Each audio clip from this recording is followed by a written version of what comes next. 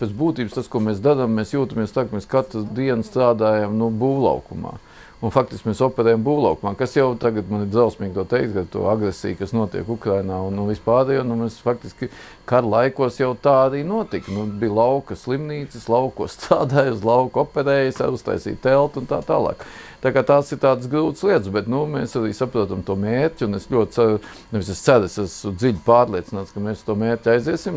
Dzīve, tā kā valsts attīstās arī slimnīcas celtniecību, un mums vienkārši jādara viss kopā. Kas attiecās uz slimnīcu, tas ir tieši šīs dienas cilvēku veselības un arī nāves jautājums. Un ja jums nav tās slimnīcas, jūs nevarat realizēt to, ko jūs gribētu. Jūs varat redzēt, mēs paskatāmies, kā jūs teicāt, vienu tu smuku istabiņu, un tas ir ārkārtīgi skaists. Protams, ka Latvija ir ļoti gājusi uz priekšu, un Latvija ir ļoti attīstīta medicīnā, un par to nav runa. Es vienkārši uzzinot, es jau tāpēc pats uzzinot, cik daudz mums ir konsultācijas, tad man liekas, ka tas ir nacionālais sporta veids, iet pie ārsta un tā tālāk. Ja?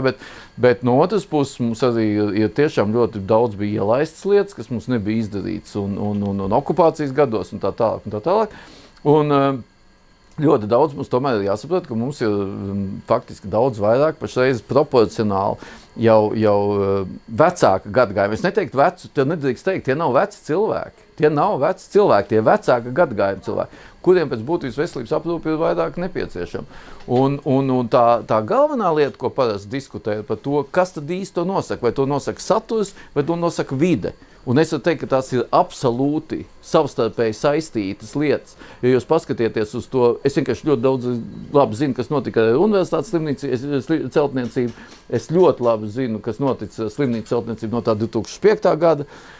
Un to, ko mēs labi redzam, ka faktiski tā vide, īpaši, ja mēs gribam piesaistīt jaunu paudzi, kam ir pilnīgi citas gaidas no tā, kur viņi strādās, kur nesaprot, ka viņi ēdīs turpat, kur viņi nokārtojās, vai mēs neoperējam pilnīgi turpat, kur ir tās toaletes vai vēl kaut kādas lietas. Tas nosaka arī to, kādā veidā mēs dzīvosim, un tādēļ es varu tikai teikt, ka tas ir eksistenciāls jautājums, tas ir absolūts drošības un eksistenciāls jautājums, tāpēc, ka, piemēram, ja mums nebūtu tas A1 uzcelts, es nezinu, kā mēs būtu Covid tos laikus pārlaiduši. To cilvēki neievēro. Principā mums tur kādreiz stāstīja, oi, tur lielie ātri, un kas tur uzcelts, un vai to vajag? Jā, to vajag, tāpēc, ka tur varēja izvietot, piemēram, šos Covid pacientus. Tur īstenībā tie lielie ātri ir piemērot, lai tur varētu gultas izlikt un vajadzības. Un iztēloties mēs tagad runājam par bumbu patvērsmēm. Mīļie draugi, šis ir absolūts drošības jautājums, kas ir prevencijas jautājums. Slimnīcas celtniecība nedrīkst atlikt par 1 minūti. Mēs esam tā nokavējuši, protams, ka tas ietekmē pacientus, tas ietekmē noteikti ārstus, tas ietekmē medicīnas māsas, tas ietekmē visu to nemitīgās tās pārmaiņas un gaidas, protams, ka tas ir cilvēkiem papildus stress, tā kā vēl vienreiz, tur nav šaubu gan no politiskā, gan no ideoloģiskā, no tautas izdzīvošanas, no tautas veselības, no drošības galā viedokļa. Mums šī slimnīca vienkārši jāpabeidz. Pēc tam jāturpina jau tālāk ar šo B korpusu, kas ir kardioloģijas māja, kur būs arī onkoloģija iekšā. Tagad vien vairāk disciplīnas nāk kopā, kardio-onkoloģija, onkokardioloģija, kur ir nefroloģija, kur tagad vispār tiek runāts par jaunu šo kardiorenālu metabolo sindromu, jo tur nieslimības ļoti tuvu, ne? Un tādas lietas mums ir transplantoloģija jātīst, un ļoti nevajadzētu, lai mums kāds stāsta, ka mums slimnīcā nav ideoloģijas vai stratēģijas, vai mēs nezinām, kas kur jāatrodās. Mēs to zinām ļoti labi, vairāk nekā labi. Tas ir izstrādāts, mēs esam izstrādājuši ar ļoti lielu to kompāniju, to Solvu, un tur viss ļoti smuki.